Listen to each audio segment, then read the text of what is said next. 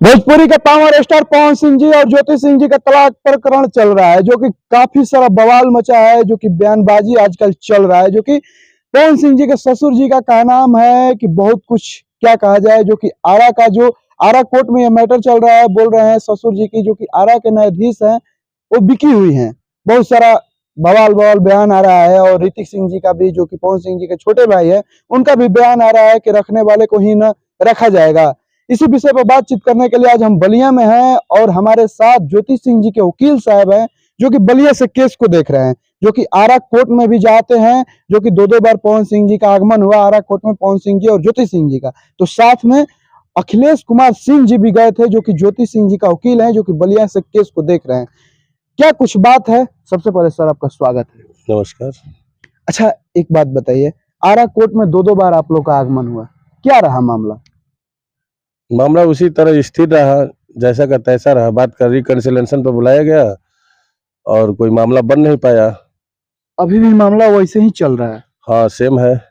अच्छा, क्या लग रहा है कब तक ये मामला सुलभ होगा? यह मामला कब तक सुलह होगा यह मुझे मालूम नहीं है। जब तक पति पत्नी का आपस में वार्ता होकर और सुलह समझौता नहीं हो जाता है, तब तक कोई आसार नहीं दिख रहे हैं। अच्छा, पवन सिंह जी के जो ससुर जी हैं, यानी ज्योति सिंह जी के पिताजी का बयान आ रहा है कि वो बोल रहे हैं कि 27 तारीख को जो फर्स्ट एसी था आरा कोर्ट में, उसमें गए थे लोग, तो पवन सिंह जी की अपने आरा रूम पे भी बुलाए थे मिलने के लिए। उस समय क्या रहा मामला? तो हम लोग तो बरहमपुर निकल आए थे और जो उनके जो मित्र हैं। मित्र हैं उनका फोन आया कि आइए चाचा जी भोजन पे। तो उनके पिताजी ज्योति के पापा द्वारा मना कर दिया कि हम लोग खाने नहीं खाए, हम लोग बरहमपुर निकल चुके हैं। जी। फिर उधर से फोन आया कि आइए मिल लीजिए, कुछ वार्ता हो जाए। तो हम लोगों ने कहा कि ठीक है, हम लोग आ रहे हैं। तो ज्योति जी भी गई और उनके पिताजी भी गए। अच्छा, अच्छा, एक बात पूछेंगे आपसे। उस एथी में गए तो ज्योति जी के पिताजी का एक बयान आ रहा है, जो कि हम लोग नीचे रह गए और ज्योति सिंह जी के साथ ऊपर पवन सिंह जी डिनर पे गए थे, खाना खाने के लिए गए थे।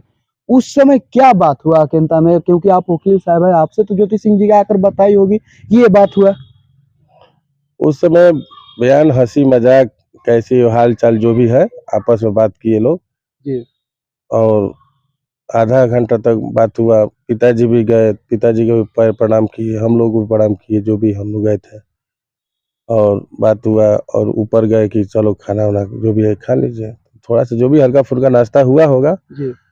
यही सब बातें हैं और हंसी मजाक होता रहा। और यह सिलसिला लगातार 10 दिनों तक चलता रहा। तो इससे इससे यह लगा कि मामला सुलझ जाएगा। जी। हाँ।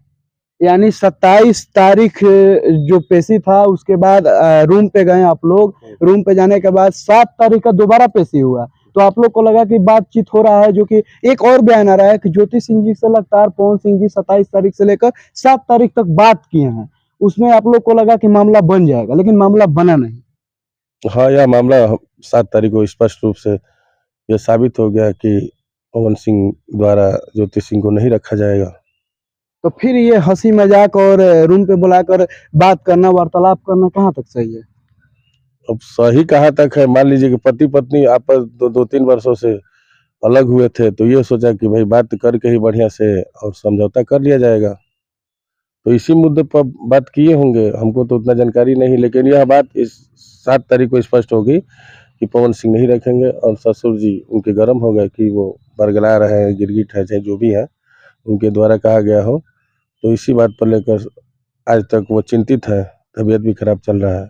ज्योति सिंह जी के पिताजी का तबीयत भी खराब है? हाँ, आज थोड़ा बुखार उखार हो गया है सुबह से ही। तो बोले थे कि आज हम निकलेंगे नहीं घर से, तबीयत खराब है। अच्छा, एक बात बताइए, तमाम दर्शक जो लोग देख रहे हैं उन लोगों का काफी सारा कमेंट कॉल भी आता है कि एक बात बताइए, सारा मामला कोर्ट में है, ज्योति सिंह जी पवन सिंह जी का मामला कोर्ट में है, फिर 27 तारीख को कोर्ट में पेशी होता है, फिर डिनर पे जाने की क्या जरूरत था जब सब मामला कोर्ट में है? तो देखिए, वो डिनर पे कोई नहीं गया था, बस इसी तरह वार्ता करने के लिए लोग गए थे और कोई वहाँ पर डिनर नहीं किया गया। अब नाश्ते में ज्योति सिंह जो भी की होंगी वो पति पत्नी के बीच की बात है, ज़्यादातर मुझे मालूम नहीं है। लेकिन एक बात है, जब से ज्योति सिंह जी के पिताजी का ये बयान आया तब से खलबली मच गया है कि सारा मामला कोर्ट में चल रहा है और ये घर पे जाकर लोग मिल रहे हैं, तो कहीं ना कहीं पब्लिक को मूर्ख बना रहे हैं लोग। ज्यादातर मैं कमेंट पढ़ता नहीं हूँ, बस ये वीडियो देखकर और दोनों लोगों की बात में सुन रहे हैं और उनका जवाब जो है मिल रहा है। जी। हाँ, यही बात है। अच्छा, एक बात और सुनने में आ रहा है कि ज्योति सिंह जी के पिताजी का यह भी बयान वायरल हो रहा है कि पवन सिंह जी के जो पहली पत्नी थी नीलम सिंह जी, उनको पवन सिंह जी खुद मारे हैं। ये मैं नहीं जानता हूँ, इसके बारे में कोई बयानबाजी नहीं कर सकता हूँ। ये उनका बयान वायरल तब इनका बयान है, वो आपस की बातें होंगी, मैं क्या जानता हूँ, मुझे मालूम नहीं है। जी। हाँ। अच्छा, पवन सिंह जी के जो भाई हैं, जो ऋतिक सिंह जी हैं, उनका बयान आ रहा है कि क्योंकि देखा जा रहा है कि जो बोला जाता है कि भाभी और देवर का रिश्ता जो है वो पवित्र रिश्ता है, उसमें वो बोल रहे हैं कि रखने वाले को ही ना रखा जाएगा, खाने का दांत अलग है और दिखाने का दांत अलग है। इस एथी को क्यों, किस प्रक्रिया से आप देख रहे हैं? देखिए, मैं ज्यादा नहीं कुछ बोलूंगा। एक अनपढ़ और पढ़े लिखे व्यक्ति में बहुत आसमान और जमीन का अंतर होता है, और जो भी बोले हैं वो सोच समझ के बोल रहे हैं कि ऐसे ही बोल रहे हैं। उनको कुछ ज़्यादा जानकारी है नहीं, गायक बने हैं, क्या गाते हैं क्या नहीं, मैं उनको जानता नहीं हूँ कि वो किस प्रकार के सिंगर हैं। जानकारी का बात कहा जाए तो वो तो घर से ही है ना, देवर भाभी का रिश्ता है, और वो ऐसा बयान दे रहे हैं मीडिया में। जब से वो बयान दिए हैं तब से खलबली मच गई है कि ऐसा बात नहीं बोलना चाहिए, एक देवर को ऐसा बात नहीं बोलना चाहिए। तो मीडिया द्वारा तो उनको और ये भी बोल रहे हैं कि पवन सिंह जी का शादी होगा, बच्चा भी होगा, पूरा आरा में मिठाइयाँ बटेगी, खुशहाली आएगी। इनके तलाक होने के बाद वो खुद चाह रहे हैं कि तलाक हो, और ज्योति सिंह जी का अभी भी प्रतिक्रिया है कि हम साथ में रहें। देखिए, जो ऋतिक सिंह बोले हैं उनको मीडिया द्वारा तरह तरह के लोग कैसे कैसे अशब्द शब्दों से बोलकर और उनको दिखा रहे हैं कि वो किस प्रकार के व्यक्ति हैं। एक महिला थी, वो भी अपने मीडिया में खूब लताड़ी है ऋतिक जी को। मैं वीडियो देखा बहुत, कि जो भाभी है उसको क्या बोलते हैं कि रहने लायक है कि न ही रहने लायक है। तो पहले अपने गिरबान में झांक कर देखे कि वो किस प्रकार के व्यक्ति हैं, और किसी दूसरे ऊपर टिप्पणी करना यह बहुत गलत बात है और निंदनीय है। अच्छा, एक बात और है, पवन सिंह जी के ससुर जी यानी ज्योति सिंह जी के पिताजी का ये भी बयान आ रहा है कि आरा के जज साहिबा जो है श्वेता सिंह जी, वो बिकी हुई है, एक तरफा ये मामला को देख रही है। क्या कहिएगा आप? क्या सच में वो बिकी हुई है? अब देखिए, मैं तो कोर्ट के बाहर खड़ा था, पवन सिंह के ससुर जी और ज्योति वहाँ उपस्थित थे। जज के द्वारा, ज्योति सिंह के द्वारा, उनके पिता के द्वारा क्या बातें हुई वह स्पष्ट रूप से 7 तारीख को स्पष्ट हो गई कि जज साहिबा आखिर में क्या चाहती हैं। और जो 1 करोड़ पवन सिंह के द्वारा पैसा जो वन टाइम सेटलमेंट के तौर पे दिया जा रहा था, वो साफ तौर से इनके पिता पर और ज्योति सिंह पर दबाव बनाया जाने लगा कि 1 करोड़ रुपया कम नहीं होता है, आप लोग सुलह समझौता कर किनके लो। द्वारा दबाव बनाया? जज साहब के द्वारा। जज साहब के द्वारा दबाव बनाया? हाँ, यही तो आके बताए उनके पिताजी कि जज साहब के द्वारा दबाव बनाया जा रहा है कि सुलह कर लो। तो वो कुछ बोले नहीं, बोले कि हम मुकदमा लड़ेंगे। अच्छा, जज साहिबा जी का इस तरह का एथी नहीं करना चाहिए। मान लीजिए कि दबाव बनाना, अगर वो तो पवन सिंह जी पे दबाव भी बना सकती थी कि आप इतना कमा रहे हैं, आप 3 करोड़ जो डिमांड है वो कर दीजिए। देखिए, होम डिस्ट्रिक्ट का तो जो रहता है उसी को लाभ मिलता है, और पवन सिंह का जो घर है कोर्ट से 1 किलोमीटर के रेंज में है। अच्छा, आप बोले और वहाँ के सर, आप बोले कि पवन सिंह जी का जो होम टाउन में जो रहता है कोर्ट, उसका दबाव रहता है, लेकिन न्याय सबके लिए बराबर होता है, ये आपको भी मालूम है। तो न्याय सबके लिए बराबर तो सुना कहाँ जा रहा है? न्याय सबके लिए बराबर हो रहा है तो ये होता है कि भाई अगर नहीं रहना चाहते हैं तो पति पत्नी आपस में बात कर लो और अपने बतिया लो। कि आप कहेंगे कि नहीं रख लो, 1 करोड़ रुपया ज्यादा नहीं है, वो नहीं है, चाहे जो भी नहीं, आप इनको तो कहना ही नहीं चाहिए। बिल्कुल। तो जो यह बातें कह रही है, मान लीजिए कोई आके भाग नहीं ना खाया है कि जज साहिबा के बारे में। भाई, कोर्ट का मैं इज्जत करता हूँ, क्योंकि कोर्ट जो फैसला देता है वो सही देता है।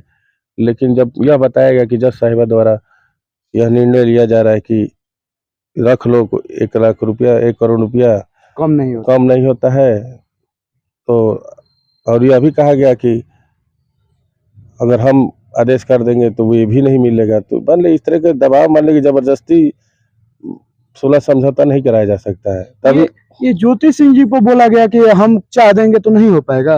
यह बोला गया कि हम आदेश कर देंगे तो ये भी नहीं मिल पाएगा। या आके बेटियां बात बताई, तभी उनके पिताजी का बयान है कि यहाँ से मुझे न्याय का उम्मीद नहीं है, हम लोग को केस को बलिया लाएंगे। क्या उम्मीद लगता है बलिया में ये आ जाएगा कि नहीं आएगा? क्यों नहीं आएगा, जरूर आएगा। दो दो स्टेट का मामला है, तो जहाँ लड़की का आने जाने में दिक्कत होता है और आने जाने में समर्थ है, तो जहाँ उसका होम डिस्ट्रिक्ट है और जहाँ के रेसिडेंट है वहीं पर वो मुकदमा लड़ सकती है। और महिलाओं को सरकार द्वारा कड़ी सुरक्षा दिया गया है, हर चीज़ में उनको आगे रखा गया है।